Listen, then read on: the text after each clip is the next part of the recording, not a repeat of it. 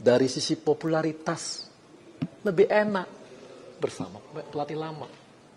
Enak. Nggak akan dimaki-maki, nggak akan di head speech lah, di inilah, wah kalau kita mah udah habis-habisan lah. Didoakan ke akhirat lah.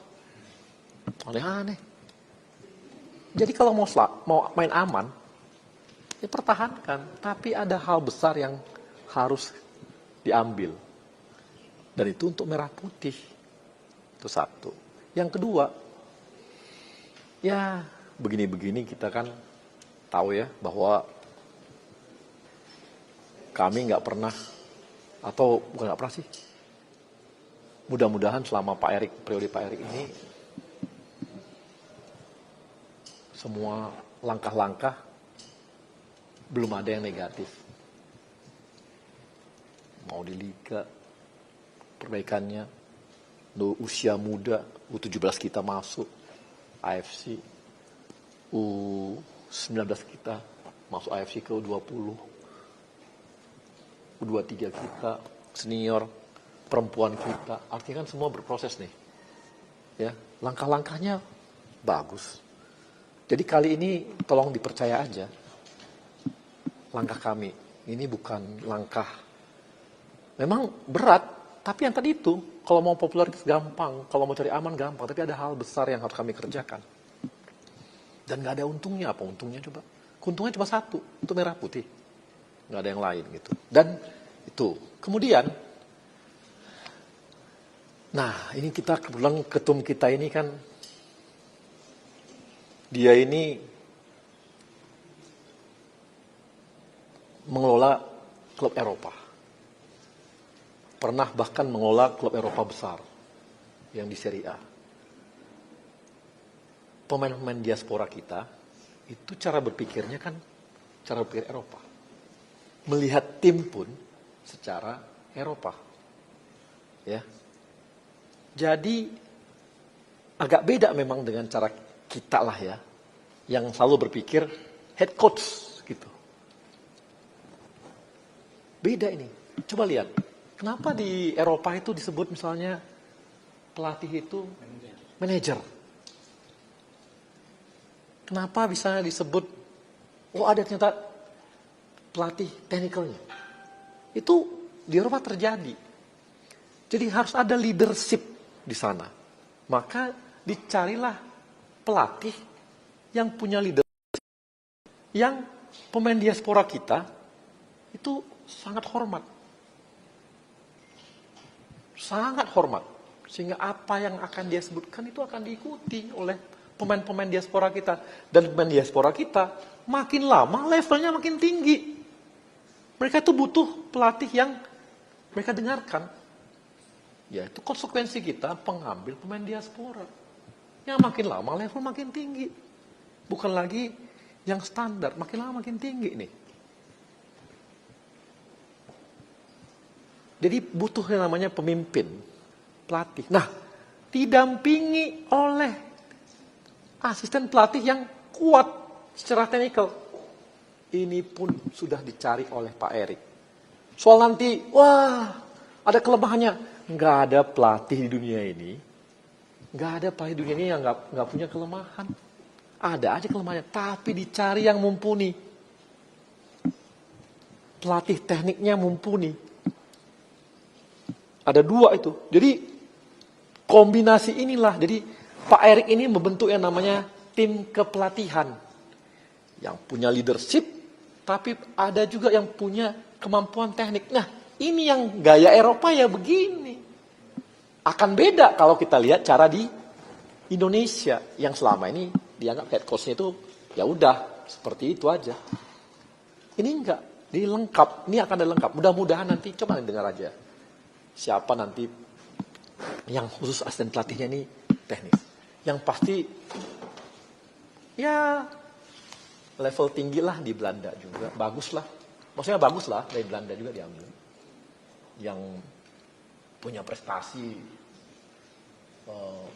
meloloskan klub-klub masuk Eredivisie gitu. Jadi oke, mudah-mudahan ya. Jadi, nah asisten seperti ini yang lagi yang semua ini satu kesatuan. Satu dihargai, satu punya kemampuan teknis juga, yang lain dan sebagainya. Dengan seluruh timnya lengkap. Itulah yang diusahakan untuk membuat lengkap tim pelatihnya. Jadi ini agak berbeda memang. Pak Erik ini agak berbeda. Jadi cara berpikir beliau adalah cara berpikir bagaimana mengelola sebuah klub, tim di Eropa, karena pemain diaspora kita makin lama, makin level tingginya, makin tinggi gitu levelnya. Dan dengan head coach yang level yang seperti ini, nanti dia juga yang akan melobi pemain-pemain diaspora yang selama ini mungkin belum terbujuk untuk mau masuk ke kita. Jadi nanti dia juga yang akan melobi dan mengajak pemain-pemain diaspora untuk masuk ke kita. Nah, yang ini pun dipikirkan sampai level itu. Jadi nggak bisa cuma selama ini kan kita tahu Pak Erik itu yang lobby kemana-mana gitu. Dengan timnya lobby kemana-mana. Kita butuh support juga dari head coach yang sanggup melobi kemana-mana gitu. Sampai dia bisa dapat. Dan udah ada satu yang selamanya susah kita dapat. Mudah-mudahan bisa jalan. Mudah-mudahan. Nantilah itu. Tapi artinya udah mulai kerja juga untuk hal-hal yang seperti itu. Gitu. Bang, Oke. Bang, ini kan meskipun kemarin Pak Ketum juga belum sebut nama spesifik siapapun, tapi di jagat sosial media kan banyak nama-nama yang disebut, bahkan Fabrizio Romano berani disebut, Patrick Kluivert, dan juga ada Luis Van Gaal. Terkait hal itu bagaimana Bang? Kan tadi udah saya kasih clue-cluenya. Dicari orang yang memang di Eropa, di Belanda pun dia dihargai. Kalau di istilah wartawan, abang-abangan. Kalau udah abang-abangan manggil kan, namanya kita junior-junior pasti siap bang, kan gitu. Arahan bang. Mudah-mudahan yang begitu juga yang kita dapat nanti. Yang dia kalau ketemu pemain-pemain ini, arahan bang, siap bang, ya begitu. Gitu. Oke. Bang, kalau rumor Luis Van Gaal ada jadi direktur olahraga, ada bantahan nggak? Kan udah dibantah sama Van Gaal ya? Gulit bang. Apanya? Ya nggak tahu lah ya, gitu. Berarti dari PSSI membantah juga nih bang? Pokoknya kita nggak tahu. Jadi intinya Dirtek itu udah ketemu apa belum? Bang? Kita gini dulu. Dirtek itu, nah ini Dirtek itu tidak hanya sekedar membawahi pemain timnas. Dirtek juga harus mampu untuk membangun filosofi sepak bola. Itu artinya dia harus muter-muter seluruh Indonesia nih. Jagoan tapi juga harus bisa keliling-keliling Indonesia. Indonesia besarnya bukan main. Dari Aceh ke Papua itu 8 jam ya, berapa jam? Satu benua Eropa juga gitu ya. Dan itu muter-muter gitu. Itulah. Oke. Jadi udah ketemu belum Pak? Nyari Dirtek itu gara-gara itu bang? Gara-gara yang harus siap standby terus gitu? Iya, kita kan harus ini ya. Dan harus dia mampu kemana-mana. Dia bisa ke Aceh, bisa ke Palembang, bisa ke Kalimantan, bisa ke Sulawesi, menyamakan persepsi. Nggak gampang. Kita nggak hanya bisa bikin Dirtek gitu. Berarti udah ada ya Bang? Ya itu nanti aja. Bang, total tim kepelatihan yang akan dibawa tuh berapa sih boleh tahu? Total tim kan lengkap, ada yang 3, 1 head coach-nya, asistennya 2, habis itu nanti ada tim yang analisnya, ininya, apa semua tuh lengkap lah gitu. Itu sepaket diperkenalkan tanggal 12 itu semua. Ya mudah-mudahan. Kalau ada kayak STK sih bang, ada pelatih fisik, ada pelatih khusus. Pelatih fisik udah pasti ada. Oh itu belum tahu. Berarti 2 asisten salah satunya yang nanti bertanggung jawab U23 ya Bang? Ada salah satu yang menanggung terhadap 23, ada juga bertanggung jawab terhadap teknik. Bang, mungkin balik lagi tadi soal PSSI rugi yang bukan rugi maksudnya harus mengeluarkan puluhan M ya. Berarti penekanan aja itu berarti kompensasi atas kontrak Sintayong ya Bang. Dan apakah angkanya sampai saat ini sudah disetujui atau masih dalam perhitungan? Enggak, udah sesuai dengan kontrak aja. Jadi kalau ada bilang, wah ini permainan ini itu mafia apa semua, aduh, puluhan M, Bang, izin nggak tanggapan, mungkin lah. Siapa yang mau? Ada-ada aja. tanggapan dari Putra Sintayong yang menyayangkan sikap PSSI seperti apa, Bang?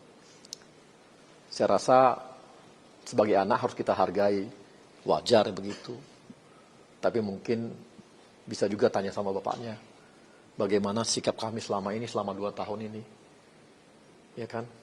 Kan 2000 kemarin sampai sekarang, gaji nggak pernah telat.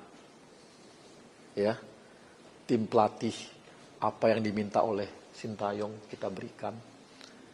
Sintayong minta dokter. Artinya apa? Dokter dari kita, dia nggak gitu percaya.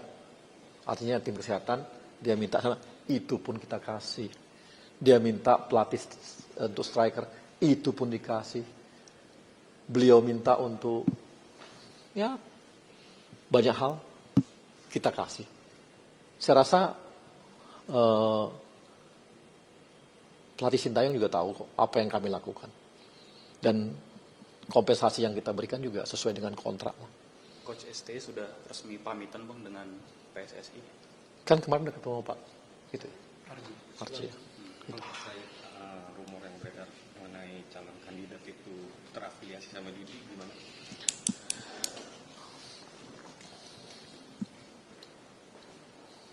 Kandidat, saya juga belum tahu kan kandidat yang mana. Gitu. Ya, kita nggak tahu kandidat yang mana gitu ya. Dan susah juga ya kita ngomong apa semua. Yang pasti kalau dia terlibat match fixing ataupun pengaturan skor atau apapun yang berhubungan judi dengan itu, udah pasti orangnya di blacklist di Eropa. Udah pasti di blacklist di Eropa. Kalau dia terlibat, jadi kalau ada hoax apapun nama itu, entah siapapun namanya terserah lah ya. Yang pasti setahu kami, kalau orang terlibat match fixing, terlibat pengaturan skor, terlibat akibat-akibat semua itu karena akhirnya membuat pertandingan apapun semua itu, pasti sudah di blacklist di Eropa. Jadi ini tidak di blacklist di Eropa. Nama-nama yang kami ambil itu, ada berapa nama yang kami, 3 nama itu tidak di blacklist di Eropa. Clear ya? Jadi tidak di blacklist. Kalau di blacklist ya nggak mungkin kita panggil. Jadi nggak di blacklist. Ya, gitu. Bang, Ya. banyak supporter bertanya-tanya soal dinamika sebelum lawan Cina. Bisa diceritakan itu Bang secara rinci? Iya kan kemarin Pak Ketum juga bicara bahwa memang ada dinamika yang kita lihat akhirnya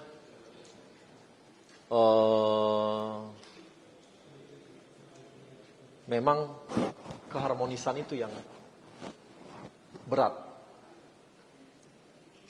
Nah itu yang membuat susah untuk diteruskan. Sehingga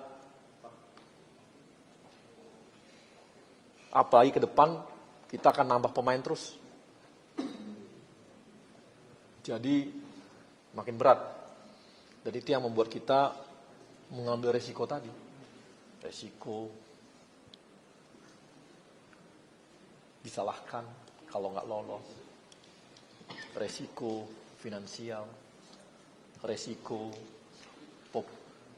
dimaki-maki orang. Itu semua diambil. Ya, dan permen apa yang bisa dimakan? Banyak rugi juga kita. Bukan rugi sih, ya itu rugi juga lah. Tapi harus diambil kerugian itu supaya ini bisa menyelamatkan tim ini semua. Kalau makanya dari China gitu, kenapa Sintayong masih dipercaya untuk FF? Loh kan kemarin kan kita udah lihat, kan prosesnya yang Piala Dunia itu kan kita lihat juga, ya. Terlalu mepet untuk ngambil langkah untuk yang di situ gitu. Tapi kan beliau masih ada, masih bisa. Ya kenapa nggak kita minta beliau untuk jadi pelatih untuk AFF? Gitu. Berarti AFF itu bukan penghakiman dari Enggak lah. Masa kita menghakimi dari bagian dari evaluasi iya, tapi bukan menghakimi. Yang besaran dari sini lah. Besaran dari situ. Loh, coba aja cek. Kayak saya kan misalnya ngomong gitu ya. Kan mulai dari ketika setelah kalah lawan Cina. Ya kan? Bukan pada saat AFF loh. Bukan pada saat AFF kita mulai ngomong, enggak. Pada saat lawan Cina, saya udah ngomong. Coba aja cari di mana-mana. Itu udah sebenarnya adalah ini gitu, warning-warning yang ini gitu. Gitu. Bang, mungkin terkait fasilitas nanti yang akan dikasih buat pelatih baru, apakah ada perbedaan dengan Sintayong atau gimana? Tentunya setiap ada yang namanya standar. Kalau standar kita penuhi. Kalau yang di luar standar itu akan dibicarakan. Tapi ya inilah yang standar kan yang itu yang penting ya. Hal-hal lain kan bisa ya ada masing-masing ada punya keunikan. Sintayong juga punya keunikan. Sebelumnya juga punya keunikan masing-masing. Pasti ada aja yang khusus untuk masing-masing orang. Tapi yang pasti yang standar ya kita pasti penuhi. Gitu. nilai kontraknya lebih gede dari 9 atau Kontrak. Kan nilai kontraknya Sintayong itu nggak sendiri. Sepaket. Gitu ya. Yang pasti kita cari yang terbaik. Gitu. Oke. Terima kasih banyak, Bang. Janjian